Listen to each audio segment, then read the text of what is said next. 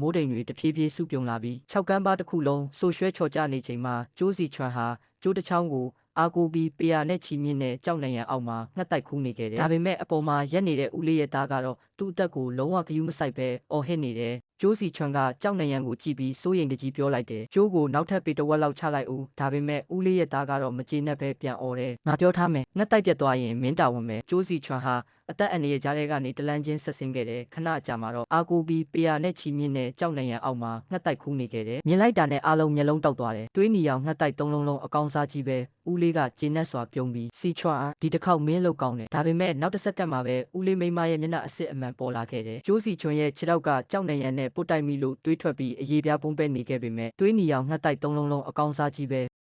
စီချွာစိတ်ချထားဒီတတုတ်ရောင်ပြီးတာနဲ့မင်းရဲ့မင်္ဂလာကြီးကိုဦးလေးတာဝန်ယူမယ်တပြားတောင်မလျှော့စေရဘူးဒီစကားကိုကြားလိုက်ရတဲ့ကျိုးစီချွန်ကမျောလင်းချက်အပြည့်နဲ့တကယ်တော့လို့မေးလိုက်တယ်ဦးလေးကလည်းပြောပြီးရင်ပြောတဲ့အတိုင်းပဲစိတ်ချထားဒါပေမဲ့နောက်တစ်ခေါက်ပြဿနာထပ်မဖြစ်စေနဲ့လို့ဂတိထပ်ပေးခဲ့တယ်ကျိုးစီချွန်ကဒီဂတိကိုအမှန်တကယ်ယုံကြည်ခဲ့တယ်ဒါပေမဲ့ तू မသိသေးတာကဒီဂတိဟာသူ့ဘဝကိုလုံးဝပြောင်းလဲသွားစေမဲ့လိမ်ညာမှုတစ်ခုရဲ့အစပဲဖြစ်နေခဲ့တယ်